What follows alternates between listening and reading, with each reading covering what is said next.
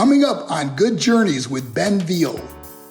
Being faithful to God in that Jesus year, having this incredible ministry, traveling the world where people are now going to have a resource that will help them experience Jesus for themselves and learn more about what it is to be a child of God and experience the Holy Spirit.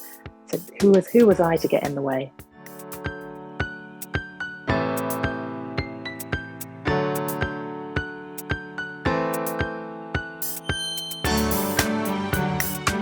Welcome to Good Journeys with Ben Veal, the show that explores the trails traveled and lessons learned from some truly incredible people. Welcome to Good Journeys, where we explore the lives and inspiring stories of people who are making a difference in our world. Today, I'm delighted to be joined in the studio by Gemma Hunt, beloved and BAFTA-nominated CBBC presenter, author, communication coach, and now also a regular columnist for Premier Christianity magazine too. Gemma's journey began in Trowbridge, Wiltshire, where she grew up attending Bethesda Baptist Church. Her career in television took off after receiving a prophetic word at the age of 16, guiding her to be salt and light in the dark place of the media. Over the years, Gemma has become a household name, known for her role on the hit CBeebies show Swashbuckle, and more recently for her work on Songs of Praise.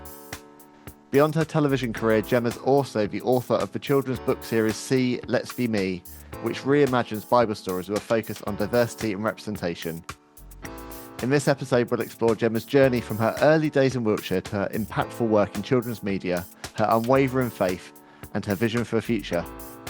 Ahoy there, Gemma Hunt! Ahoy there! I Sorry, love that intro. I was tempted to start doing a swashbuckle salute in the middle of it. I couldn't not give you the salute at the start. How are you? I'm really good, thank you. Thanks so much for inviting me on. It's such a joy to come and join you. Oh, such a pleasure. I knew this would be a lovely conversation. And the reason we first connected was not long after you started writing for Premier Christianity magazine. You wrote an article which really kind of caught my interest. I read it a few months after you'd published it because you wrote it at the start of the year. It was all about New Year's resolutions. But you were talking about the importance of slowing down in life and not rushing to do too much in one day. That was an intention you set for yourself early in the year. Have you managed to live life at a gentler pace ever since? Yes and no. So I am trying to carve out pockets of time during the day where I can just sit and be, and whether that is just sitting in my car in the car park at Aldi before I rush home to put the shopping away and just have a moment, or whether that is just getting up a little bit earlier before the household so that I can have a bit of quiet time to myself, or whether that is of an evening just sitting down and thinking, no, I'm not going to watch another episode of whatever we're currently watching, and go and sit and read my book before going to bed.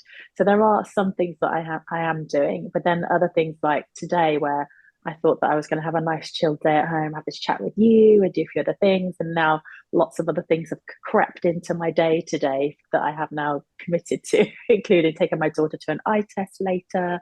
So all these different things that you think, okay, I wasn't planning to have such a busy day today, but it's all right. And I'm not doing it with like hunched shoulders and a furrowed brow. I'm just doing it more, all right, well, this is what I have to do today. That's okay. I'm not allowing myself to be overwhelmed by it.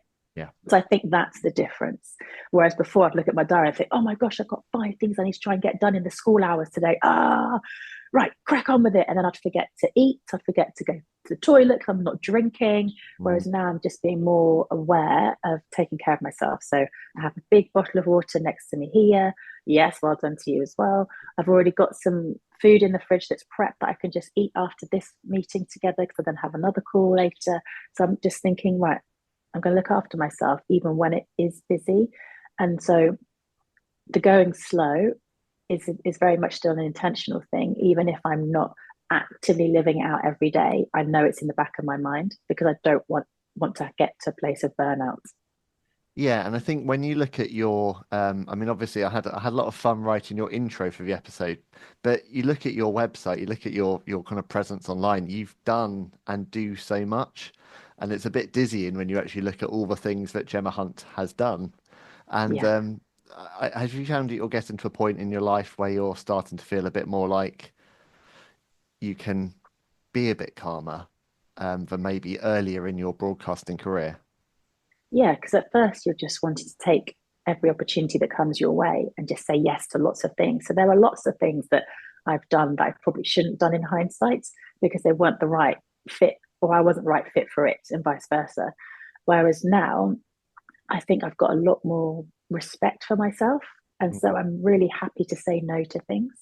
And so the things that I then choose to do, I know that I really want to do them and that I know that I'm supposed to do them rather than just doing things because I feel obliged. And I think that's something that as a Christian as well, I think that sometimes I just feel like I have to do everything that's asked of me because I want to be a good representative of Jesus and and support everybody. But actually it is about also being wise in those choices and Mm. thinking, am I going to bring God's best to this by saying yes? Or am I going to bring God's best to it by saying no and equipping somebody else to do it? Mm. And then giving myself that time for me and for my family and for the things that I truly believe God's calling me to. So it's just wisdom that comes with age and experience and getting it wrong quite a few times.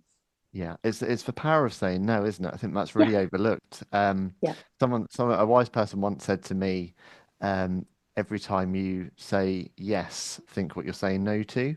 I think that's Mm. very true. So you can take every opportunity in the media or any exciting kind of chance that comes your way, but then does it take away from your family life? Does it take away from your health, your well-being, your spiritual journey?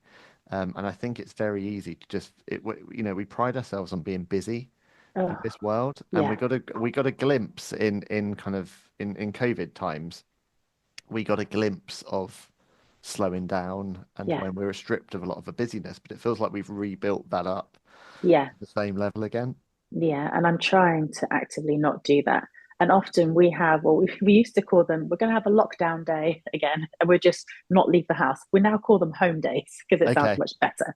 So we frequently have a home day where we realize that we've not unlocked the front door, we've not left the house all day, where Mm. we've just mainly stayed in our pajamas, where we've just made meals out of whatever's in the fridge or the freezer, and we've just coped and we've been fine. And it's just a recalibration day where we Mm. just reset as a family. The three of us are at home, often together, often doing our own thing. And it's really good just to have that reset day. Yeah, and I guess that would have traditionally been a Sabbath, wouldn't it? But it's Yeah. so hard to find. I often beat myself up for not maintaining any kind of Sabbath and not really ever having a switch off day. Mm. It feels like Saturdays and Sundays are busier than the rest of the week often. And it's really hard. You want to be like, I want to have a day when I have a digital detox and I'm not online and I'm Yeah. just present with family, but really, really Mm. hard, especially It when you're is running your hard. own business. Definitely. Oh, I agree with you. Being self-employed is really hard to switch off. But I've got downtime now on my phone where it switches off at 10 p.m. and it doesn't wake up till 7 a.m. So, I mean, that's not a massive window. I could probably shorten it or make it longer by switching it off earlier and switching it back on later. But I think even just having that, it makes me realize just how much I would then try and do something after 10 p.m. Thinking, Yeah. this is silly. This is downtime. This is me time. This is family time. This is rest time. Mm. And I need to do that. That's only giving myself 9 hours a day off my phone. Yeah. And that sounds ridiculous when you say that. And then often you get the little notifications on your phone for screen time. Your average screen time is down by 30 minutes. It's still 4.5 hours, though. Yeah. Is that what have How I have I been done? on my phone for 4.5 hours a day? Like, what is that? How? And But that frightens me.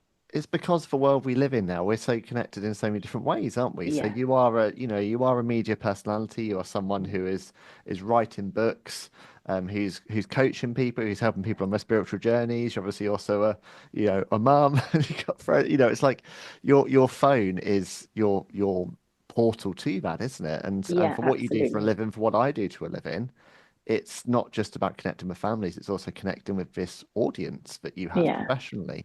I was Yeah. interested by what you said about you kind of mentioned there about a little while ago about not necessarily always making the best choices or choices that felt right to you on your journey. Mm.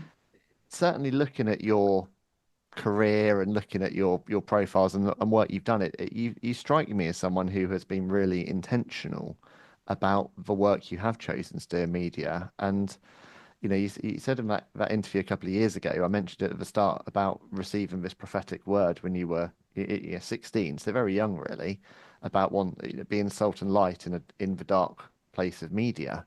Um, I mean, did that really change the opportunities that you explored and things you did? Because I'd imagine in the world of media, fame is intoxicating, Mhm. money's intoxicating, and I'm sure many opportunities come your way for someone who's very talented and good in front of a camera. Mm. Um, have you found you've really had to be very careful about the things you said yes to and things you said no to in the world of media? I think for me, career wise, I believe I've always made really good choices in terms of what I should do. The one job that I was referring to that I probably shouldn't have done was going to Malta to commentate on a classic car convention around the island. And then I was there again doing some commentary for drift car racing. Now, I know nothing about it.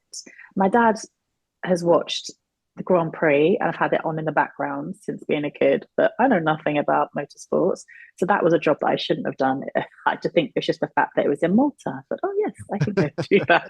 So that was me winging it. And friends that then watched some of the interviews that I did said, you don't know what you're talking about, do you, Jem? Nope, not at all.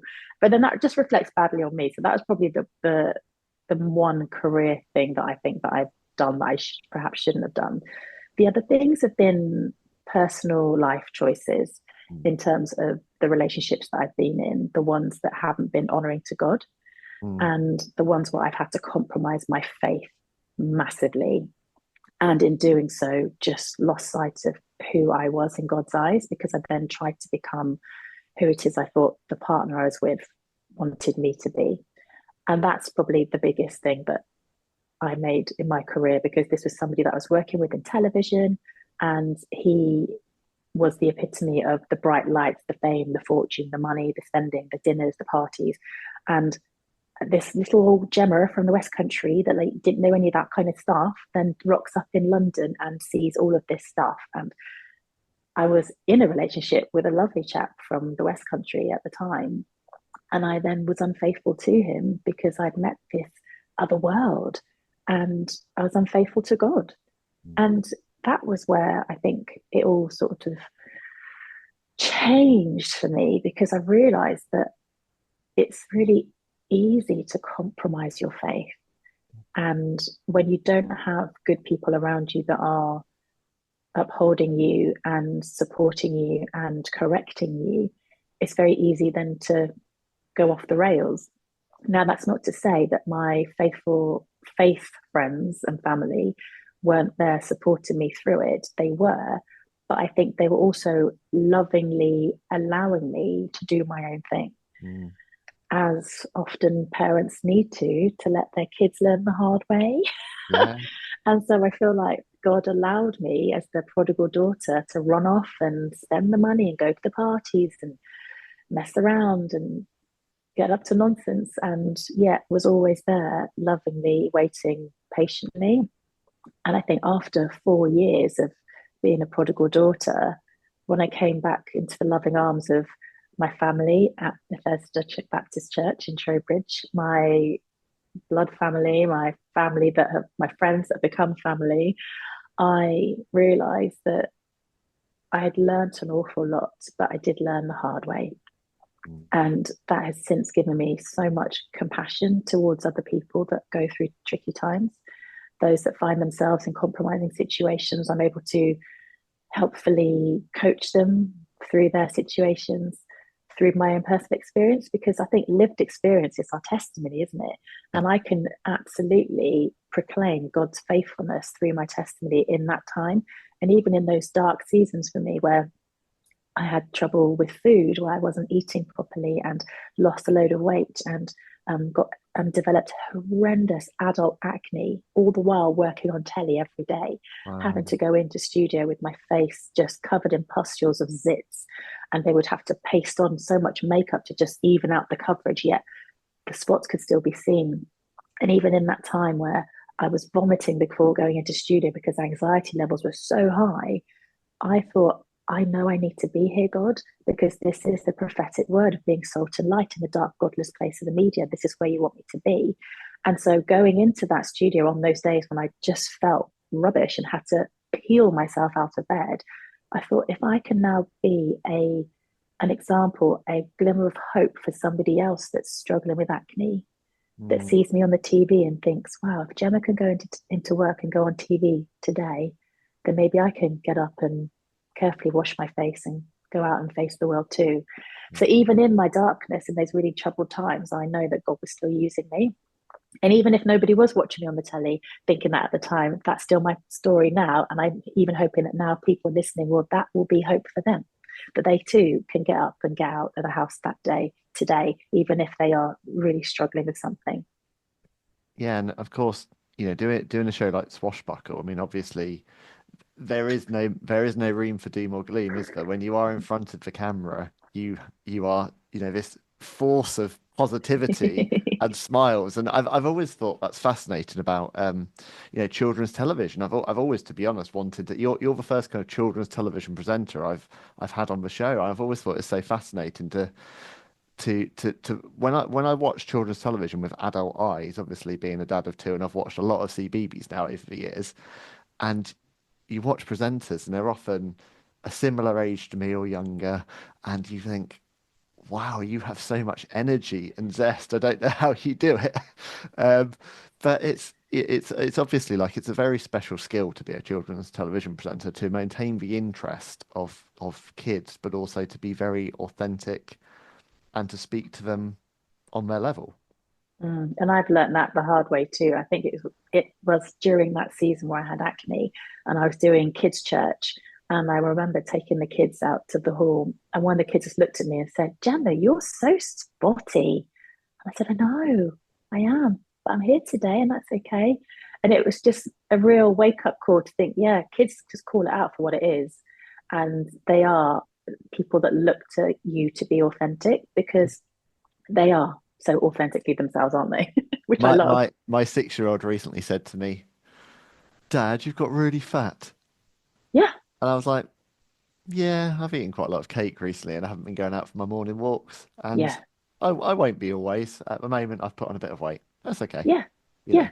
And it is also normalizing it for them because I think that we live in a culture where so much is put on our image, Yeah, and kids as well, especially even our little ones, they're watching people on YouTube and on yeah, CBBS even that they think, oh man, I want to look like that. I want to be like her. Think, yeah. okay, well then we need to be good role models. And it is it's really hard when they call it out.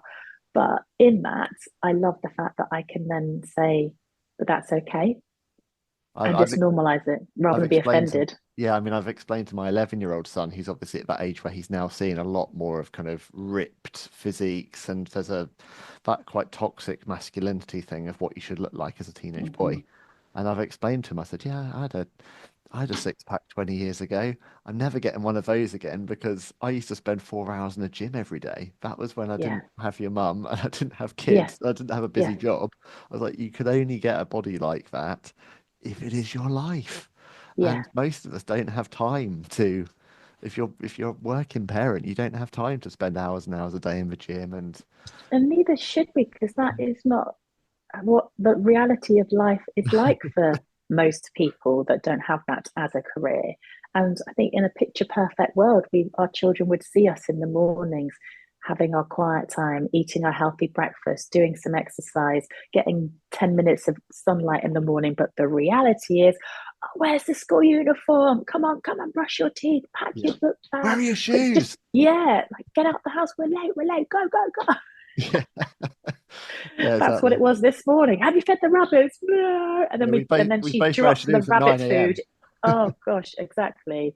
And so then having this call at this time of day, I think, oh, whew, you feel like you've done a day's work already, I don't think you? I When think you we've just won the sit down day at already, night. Gemma. We've managed to at 9 o'clock, managed to podcast together. I know, right? And I've managed to get up. I've had a shower, got my daughter off to school, my husband's gone off to work, I've got here, yeah, I'm good. We've done well. We've done well. Um, so it's kind of talking about children, man, and there's no way I can even begin to cover off all of your life in a short conversation like this today, but I'm going to touch on a few highlights. One is this book series that you've written. So see, let's be me. It says I keep getting that muddled when I say it in my head, so I'll say that again. See, let's be me. And it's this diverse reimagining of Bible stories. What inspired you to write the books? Well, so the series is called See, Let's Be, and it's all about imitative behavior. And it's all about, as a CBeebies presenter, we always get told about imitative behavior and how kids see us on the telly and they copy us. So I was thinking, having become a mum, what do I want my daughter to imitate? Who do I want her to imitate? And yes, it's great to have role models on television, but Jesus is the best role model. And I wanted for her to see Jesus' characteristics represented in people in her life and how we can demonstrate good ways of behavior and love and support through what we've learned from Jesus through the parables. So the idea is that I wanted to also set it in my family because we're a mixed race family.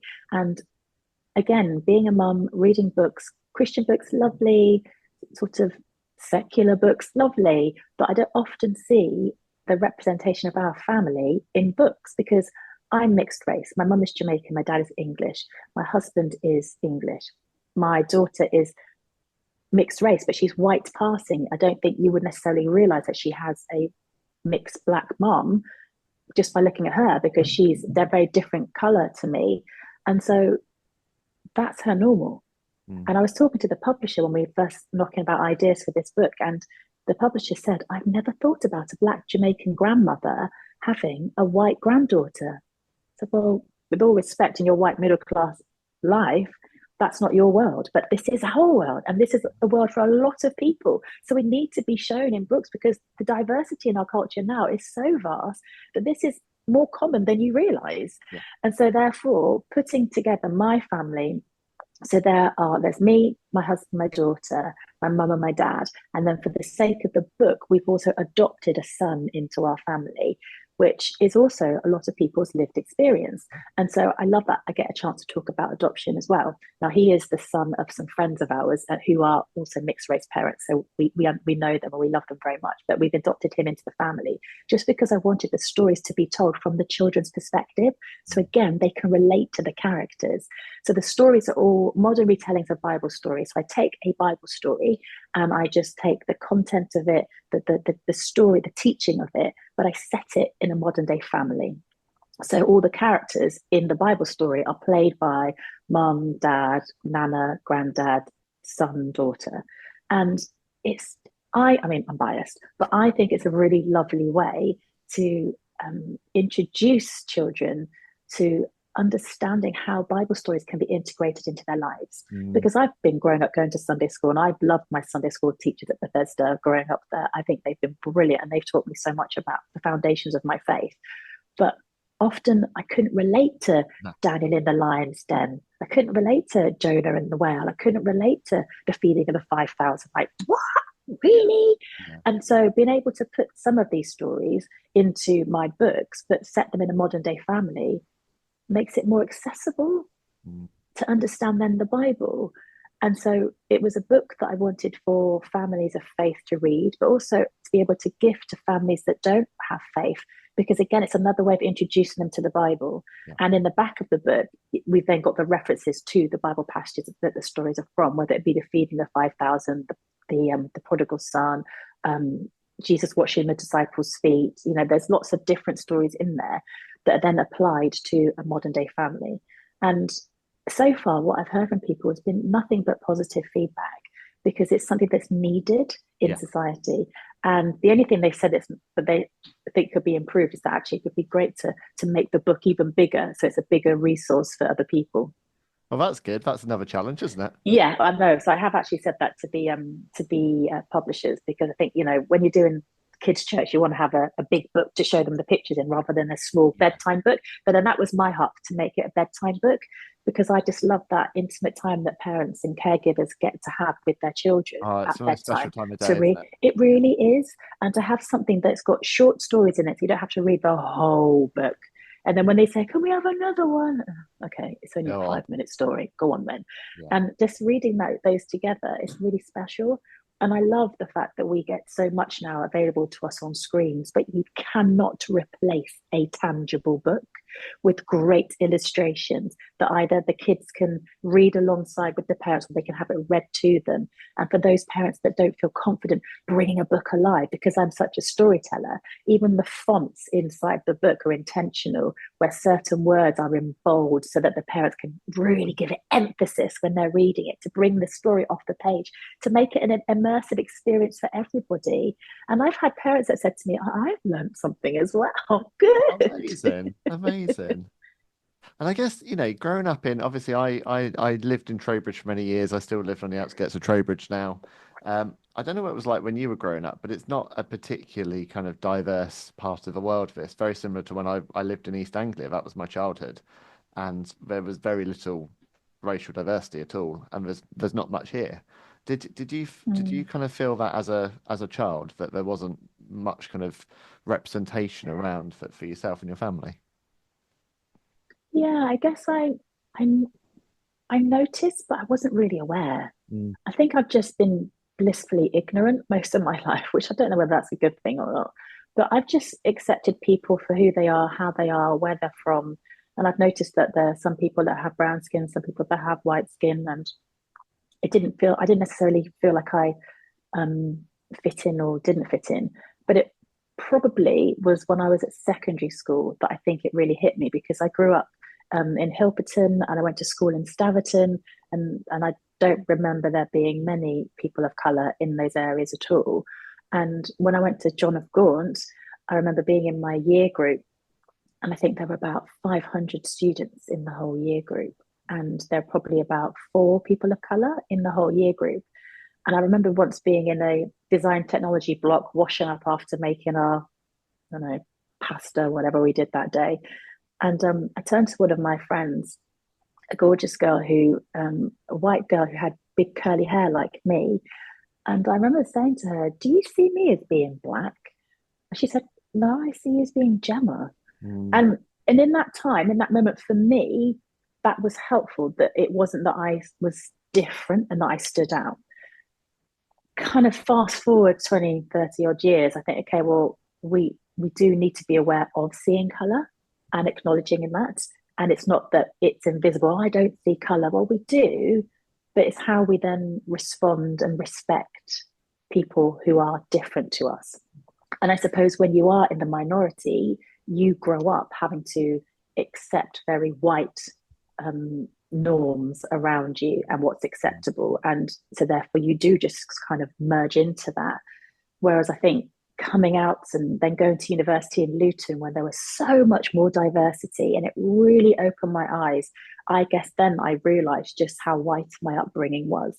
Mm. And that's not to say it's been a bad time. I've not had a lot of racial issues. In fact, the only one I can really remember happened in Luton, weirdly. Right. So I guess I'm in the minority there as well. The fact that I've had a really good lived experience of being a person of colour in a very white dominated place. Mm. But it is very helpful and encouraging that society is changing and that people are becoming more educated. I've become more educated. There have been things that I've done and said that haven't been right because of the culture that I grew up in. And so I'm having to relearn a lot of what's acceptable, what is good and kind and loving to even people of my own culture. And that even is a wake up call. And I'm now being intentional about forging relationships with people who understand my cultural heritage, so that we can then share our lived experience.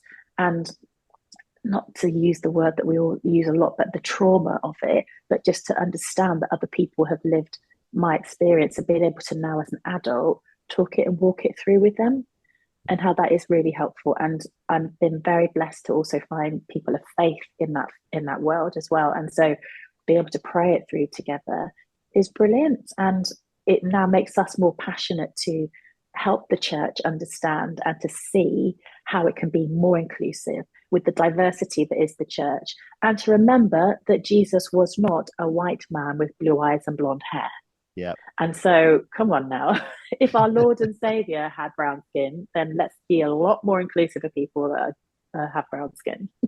Yeah, as you say, I mean, we are on a journey, but I mean, the media is still predominantly very white. I was only recently, my wife and I went to see Sinners at the cinema, and we came out with, I mean, we were just blown away. We came out of this, I don't know if you've seen it, but we came out of the cinema afterwards, and my wife said, I think that may have genuinely been the first, one of the first films I've ever seen on a major Hollywood level that had almost an entirely black cast.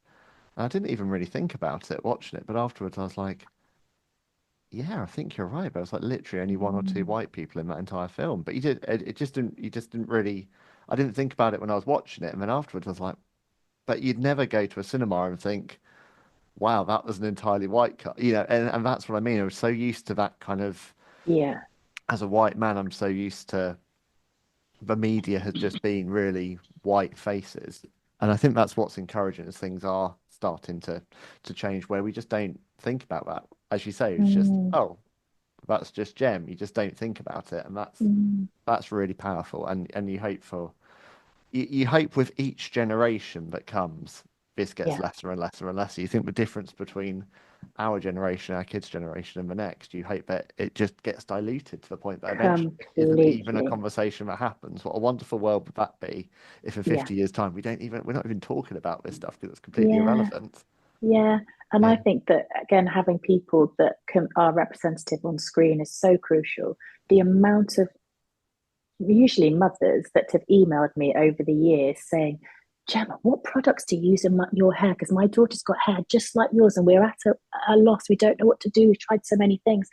And I'm then able to say, well, this is what I use. These are the techniques that I use. But I've had to learn that as well because my mum being Jamaican, her hair is completely different to mine. And she used to put products on my hair that were for her pure black hair, and they were not right for me. And my hair was terrible at times growing up because we didn't know how to look after it. And yet now we're talking about it a lot more. And with the wake of social media, there are so many influencers and accounts that you can follow that help you learn how to work with and learn to love what it is that God has given you. And I think it's great now that we're definitely talking about it more. But I've seen it as an absolute pleasure to be representative of lots of girls and boys that have seen themselves in me on TV. But that's also why I wanted for the books to do that too, so they can read a story and think, oh, that's what my family looks like. And also to normalize it for them. And also to educate other children because I get invited into countless schools as an author and I get to go in, I get to talk about the whole process of writing stories and my experience of writing stories and then I get to read them. And often when I'm talking about setting up the book and why I've written it, I then say, because lots of us come from families where people have different colored skin. And then I still look out and I see a sea of white faces. And it is like a light bulb moment for them. So Mm. it could be that me as a visiting author that comes into that school could change the trajectory, the thinking of many children going forward and helping a generation to be anti-racist. Great. Yeah.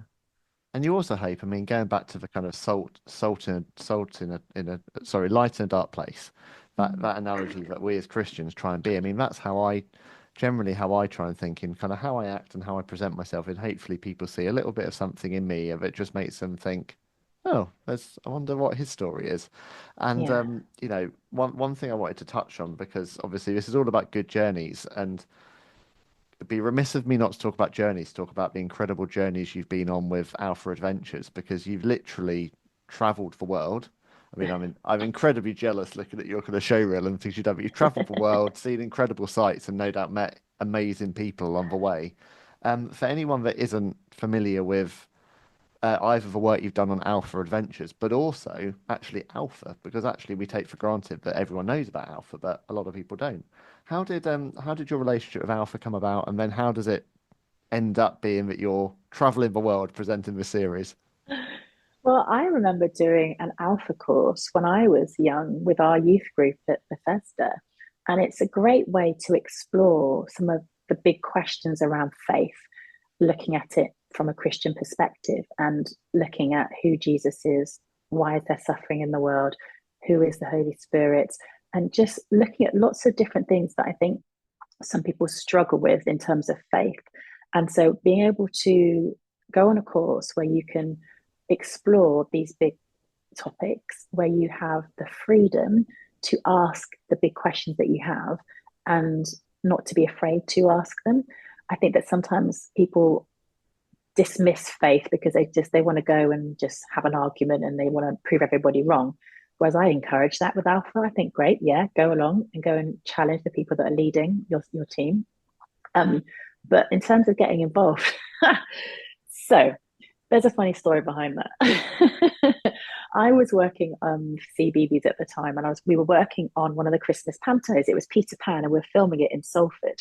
And so we were in rehearsals, and I kept having these missed calls on my phone from a number I didn't recognize. So then I listened to the voicemail, and it was somebody from Alpha wanting to have a chat about a project they were doing. And I thought, I haven't got time for this now because I'm busy. I'm on a show. I've got to learn my lines, learn dance routines, learning lyrics to songs, and I'm busy. So then I ignored the calls. And then one of the lunch times, one of the producers who's a Christian came over to me and said, I've had a phone call from a friend that is linked to Alpha. They're trying to get hold of you, Gem. I think it's quite an important call. You need to answer them. I thought, okay. So I rang back and I spoke to Al Gordon, and he filled me in talking about how they are going to be refilming the Alpha series because Nikki has done it for years and years and years, Nikki Gumbel, and it's just been Nikki talking to camera preaching, and they want to reimagine it for a new, younger or more diverse audience. And so they wanted to get two presenters on board to help Nikki go on the Alpha journey. So they said, well, would you come and audition? I thought, yeah, okay. So I went to London to audition and had a meeting at the Alpha offices. And then Toby Flint, who was currently a curate, he's not now, but he was a curate then. He was going to be the other presenter. So he was kind of bringing like the spiritual side, and I was bringing the presenting experience. And in my audition, I was actually teaching Toby how to present, which was very surreal. I didn't really do anything. I was just coaching him. And then they said, I want to take you to go and meet Nikki Gumbel and his wife Pippa over at the Manse. So we went over to the Manse, and Pippa opens the door and said, hi, Gemma, lovely to meet you. Nikki's inside in the kitchen. He's desperate to make you a coffee. He's got a new Nespresso machine. And I thought, oh, wonderful. All the while thinking, I don't drink coffee. Okay. But I had to be polite because this is kind of my interview. So I walk into the kitchen and Nikki said, oh, great, Jem, I'm going to make you a latte. Here's my machine here, makes me a latte. And there are about 4 or 5 other people in the room. Nobody else gets offered a coffee then. It's just me. Okay. And then we go and sit in the lounge. It's a beautiful lounge with a nice comfy sofa and this gorgeous coffee table, some lovely coffee table books on there. No coasters, so I don't know where to put this coffee. No one else has got a coffee. And then they say to me, so tell me about yourself. And I was thinking, well, the first thing is I don't like coffee. I didn't say that. I said, well, where do you want me to start? It's such a big story. So I did talk about my hometown of Trowbridge and my church and my faith upbringing. And it was a funny time. And then they said, look, we would love for you to be involved with this project. And I thought, wow, this is amazing because it's an opportunity to travel the world. But my husband and I had only just got married. We were desperate to start a family. And I said, well, I'm going to be away a lot. How's this going to work? And so it was quite a struggle for us, and we struggled to conceive. And I think me being away just really added to that. But I thought I've got to be faithful to this calling that God has called me. And I know it's not really in keeping with my salt and light because it's already a very salty and right place working in the Christian world, but I still need to use the skills that I've learned through working in the media to be able to bless and equip Alpha as a resource. And so even though it was a tough time for us as a couple, we prayed and said, yeah, okay, God, I'll be faithful and I'll do what you're calling me to do. And I did the whole Alpha filming. So we started off in Vancouver, and then I was home for a bit. And then we went to Hong Kong. Then we went to Normandy. And then we went to Israel. And then we went to New York. And then came home. And I was just all over the place, emotionally, physically, not so much spiritually, because it was like doing a full day's quiet time every day filming for Alpha. But what time frame are we talking to span the world? How long, in what time was so that? I started off in Vancouver for 2 weeks, and then we did a 10-day trip where we went from London to Hong Kong for 3 days, then to Israel for 3 days, and then we went to New York for a couple of days. Wow, that's an Yeah. itinerary. Yeah. So I think I was away in total about 2 weeks, but we went to all the three different places in 2 weeks. But filming days were about 10 days. So we It's like arrived 2 years of somewhere. travel in 2 weeks, isn't it? Yeah. And time zones. I did not know what time it was when I rang home. Are you in bed? Is it the morning? Is it daytime? No idea where I am, what's going on. And then at the end of it, my husband then joined me in New York. And I said, I'm so tired. and and this is like the 11th hour still, like we're not pregnant. And I think because my husband and I talked about Jesus's ministry year, like the Jesus year is the year of being 33. So we got married when my husband was 33, and then I was then 33 doing all of this filming for Alpha, which was amazing.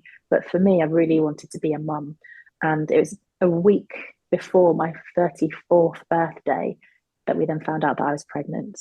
And being faithful to God in that Jesus year, having this incredible ministry, traveling the world, where people are now going to have a resource that will help them experience Jesus for themselves and learn more about what it is to be a child of God and experience the Holy Spirit. So who was I to get in the way? And God has blessed us abundantly with this beautiful joy bringer who is our daughter, who's now 8. And it's just such a delight to see God's faithfulness again through the journey, through a prophetic word when I was 16, through getting the job at CBBC when I was still at university when I was 21, through working for them up until now. I'm still working for the BBC. I've just done a job now that comes out in cinemas in the middle of July. Wow. How exciting is that? Wow. And so there's lots of God incidences, never coincidence, God incidences throughout my life where He has been ultimately my biggest cheerleader and supported me through the highs and lows, never let me go. Even when I've run off as the prodigal, He's drawn me back with love and compassion and forgiveness and a lot of grace. And I'm so grateful, Ben, because I don't know how to do it otherwise. He is my crutch, the thing that keeps me up every day. He's my backbone, the thing that keeps me standing tall. He is the lifeblood through my veins. And I don't know how I do it. I think that having faith is so very, very powerful. And for those that don't have faith, I think they've got more faith to try and do it on their own. Well, the last thing I'm going to ask you then before we wrap up for today. I mean, there's so much we could talk about. Hopefully, we could do another one of these in the future, maybe in person even. But the last thing is a bit of words of advice. Really, is there's people will be listening to this show today. I'm sure there'll be young people listening who know you from the telly and are fascinated to hear a bit more about your real life. But also there'll be parents who are listening to this who've been forced to watch Swashbuckle and have got to know you through that over the years. But people who are kind of listening who are either young people or are responsible for guiding young people. Um, any words of advice you can give about kind of walking with purpose and staying true to yourself? It is being authentically you, because you can't be someone else. They're already taken. And we live in an Instagram life where we follow all these people whose lives we admire and aspire to, but we can't be them. And neither should we be, because we've got a unique hole to fill in the world. That's why God created us, to be ourselves. And I think once you get to a place where you can accept that, and it's hard when you're a young person, I totally get it. You want your hair to be the same, you want your clothes to look the same, you want to have the same vibe as your friends. And I totally understand that. I've been there too.